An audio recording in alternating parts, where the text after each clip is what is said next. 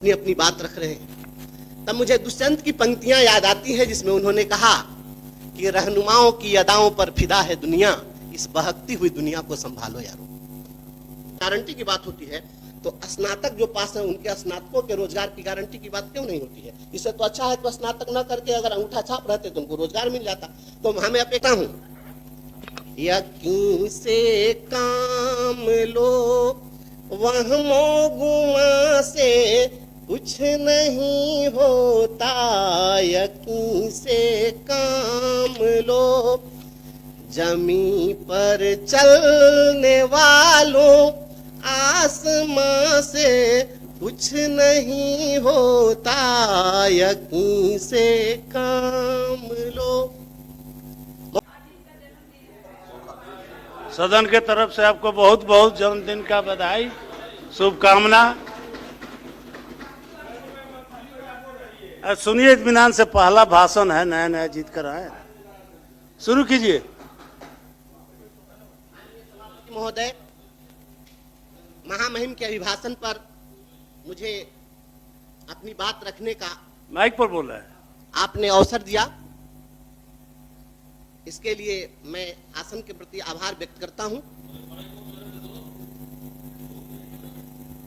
और सदन में उपस्थित अपने तमाम श्रेष्ठ सम्मानित सदस्यगण के प्रति भी आभार व्यक्त करते हुए, आप सभी के प्रति सम्मान समर्पित करते हुए विनम्रता पूर्वक अपनी बात शुरू करना चाहता हूं। मैं तो आज पहली बार बोल रहा हूं और नया नया निर्वाचित होकर आया हूं।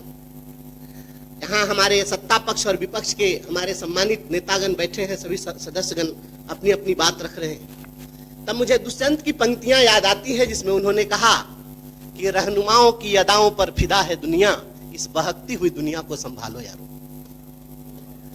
और तब मैं यह कहना चाहता हूं, यहाँ जब बातें आई, अभी तो भगवान बाबू चले गए, उन्होंने जब शुरू किया था तो अपेक्षा यह थी कि महामहिम के अभिभाषण के बाद इस पर जब चर्चा हो तो हर सत्ता पक्ष के लोग यही चाहेंगे कि जो अभिभाषण हुआ उसका स्वागत हो, उसका समर्थन हो। हमारी भी इच्छा होती है कि मैं भी सुशासन की सरकार के जो कार्य हैं, इन कार्यों की सराहना करूं और सराहना करते हुए मैं भी सुशासन का जयकारा लगा दूं। लेकिन सभापति महोदय, मैं यह कहना चाहता हूं, दो पंक्तियां समर्पित करता हूं। यकीन से काम लो वहमो गुमा से कुछ नहीं होता, यकीन से काम लो जमी पर चलने वालों, आसमां से कुछ नहीं होता, यकीन से काम लो। महोदय, महामहिम के अभिभाषण में जितनी बातें आई है, अगर हमारी राज्य सरकार इंफ्रास्ट्रक्चर के क्षेत्र में अगर काम कर रही है, इसे कोई भी नकार नहीं सकता है। लेकिन जब मैं देखता हूं कि जब नई बिल्डिंग बन रही होती है और नई बनती हुई इमारतों की दीवारों में अगर दरार है, तो फिर मैं कैसे कह दूं यह सुशासन की सरकार है। जब शिक्षकों की यहां पर बात आती है, हमारे माननीय संजय बाबू, हमारे सभी श्रेष्ठ माननीय सदस्यगण जब बोल रहे थे शिक्षकों की समस्याओं पर, बात आती है नियोजित शिक्षकों की। हमारे सत्तारूढ़ दल में आज भारतीय जनता पार्टी के लोग शामिल हैं, यहाँ बैठे हैं, यही लोग नियोजित शिक्षकों के लिए धरना प्रदर्शन कर रहे थे और इनके ऊपर बर्बरता पूर्वक लाठियां चली थी, और लाठियां चली और शिक्षकों के ऊपर भी कार्रवाई हुई, दंडात्मक कार्रवाई हुई।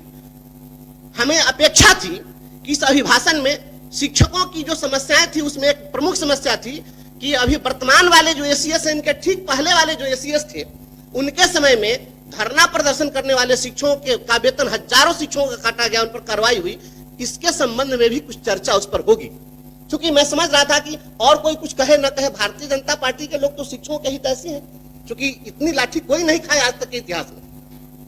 लेकिन जब मैं देखता हूं बात यहाँ पर चली है, विपक्ष के लोगों ने यहाँ पर जब बात उठाई कि अंबेडकर साहब ने संविधान दिया, अधिकार दिया, तो यहाँ बात हुई क्यों हम उन अधिकारों की रक्षा कर रहे हैं। तो धरना प्रदर्शन तो संवैधानिक अधिकार था महोदय, और शिक्षकों ने जब धरना प्रदर्शन किया तो उसके ऊपर जब प्रहार हुआ, तब मुझे लगता है कि सुशासन की सरकार है और संवैधानिक अधिकारों पर हो रहा प्रहार है, तो मैं कैसे कह दूं सुशासन की सरकार।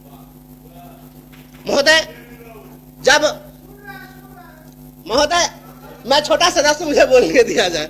महोदय, जब यहाँ बात प्रोन्नति की आई है, सबसे पहले 2003 में जब उस समय में राष्ट्रीय जनता दल की सरकार थी और तब शिक्षा मित्रों की बहाली शुरू हुई थी, और उसी शिक्षा मित्र की बहाली से मैं आया और वही लड़ाई लड़ते लड़ते जब हमारी सेवा समाप्त कर दी गई तो मैं आपके सामने आज बोल रहा हूं। जब शिक्षा मित्रों की बहाली हुई 2003 में, आज जोड़ लीजिए कितना साल हो गया, 22 साल, और 22 साल से एक अदद प्रोन्नति नहीं मिली। मैं बहुत ही यहाँ पर दुख के साथ कह रहा हूं।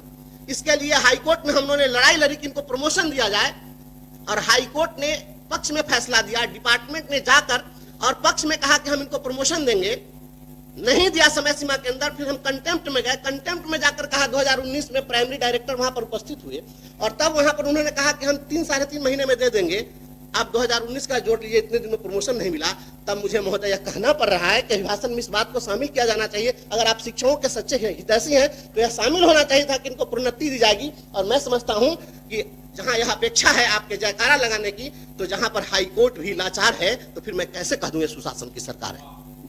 इसलिए महोदय और माननीय मुख्यमंत्री हमारे आदरणीय श्री नीतीश कुमार जी समाज सुधार के लिए भी जाने जाते हैं। अपना पॉइंट देख रहे हैं जी, पॉइंट है इसमें। आप जो बात अरे तो 2 मिनट और समय है, जी बस, मैं बहुत ज्यादा लंबा नहीं बोलूंगा महोदय, मैं बहुत ज्यादा बोलने के पक्ष में नहीं हूं। मैं ऐसा कुछ नहीं है, सभी लोग बोल चुके हुए हैं।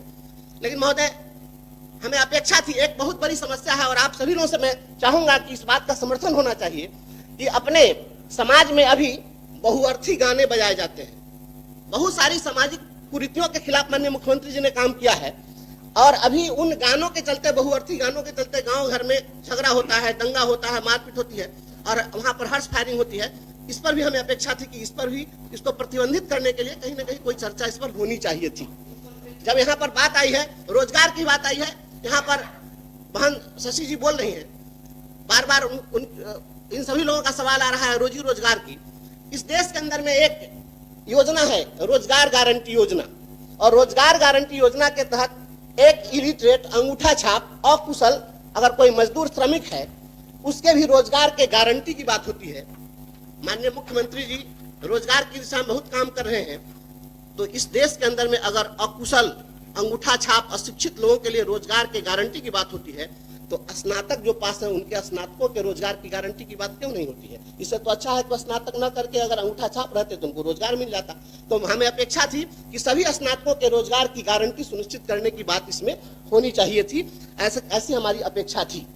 और महोदय, बात वित्त रहित गुरुजनों की आई है, आदरणीय संजय बाबू ने बातें यहाँ पर कही है। मैं वित्त रहित शिक्षकों की समस्या बार बार, हम लोग पहले भी अखबार के माध्यम से, टीवी चैनलों पर देखते रहे हैं। यह सदन वित्त रहित गुरुजनों के पक्ष में, उनके लिए हमेशा आवाज इस सदन से आती रही है। लेकिन 2016 के बाद अगर उनको अभी तक अनुदान नहीं मिला, जो सरकार स्वयं वादा की थी, खुद यह नियम बना करके, अधिसूचना जारी करके और तय किया था कि हम इन्हें अनुदान देंगे, तो आखिर उस अनुदान की भी राशि नहीं दी गई। तो हम फिर बाद में हम लोग बात करेंगे वेतनमान की, तो वह मैं समझता हूं कि हम लोग की अपेक्षा थी कि इसमें इसकी चर्चा होती। आउटसोर्सिंग कर्मियों की बात हुई है, कितना बड़ा शोषण हो रहा है इस राज्य के अंदर। आप सभी लोग इस चीज से भली भांति अवगत हैं कि आउटसोर्सिंग एजेंसियों के माध्यम से, जी मैं समाप्त कर रहा हूँ, आउटसोर्सिंग एजेंसियों के माध्यम से, ना 5 में फिर सदन की सहमति सभापति महोदय, मैं तुरंत समाप्त कर देता हूँ, बस 1 मिनट में सहमति लेनी पड़ेगी, टाइम बढ़ाना जी, पड़ेगा। मैं तुरंत समाप्त करता हूँ। तो आउटसोर्सिंग एजेंसियों को जो छूट दे दी गई है, तो क्या शोषण का अधिकार दे दिया गया है कि आप 8,000 और 7,000 पर काम लीजिए, इस पर रोक लगनी चाहिए। और मैं इस शब्द के साथ बात समाप्त करता हूं कि जब तक रोटी के प्रश्नों पर धरा रहेगा भारी पत्थर, बातें नहीं बनाना तुम मेरी गली में खुशी खोजने कभी अगर जो आना। इसको भी जुड़वाना चाहते हैं, इसको भी। धन्यवाद। राज्यपाल के यहाँ ये भी पहुंचाना चाहते हैं। मैं भावना व्यक्त किया, आपने समय दिया, समाप्त करें। Thank you.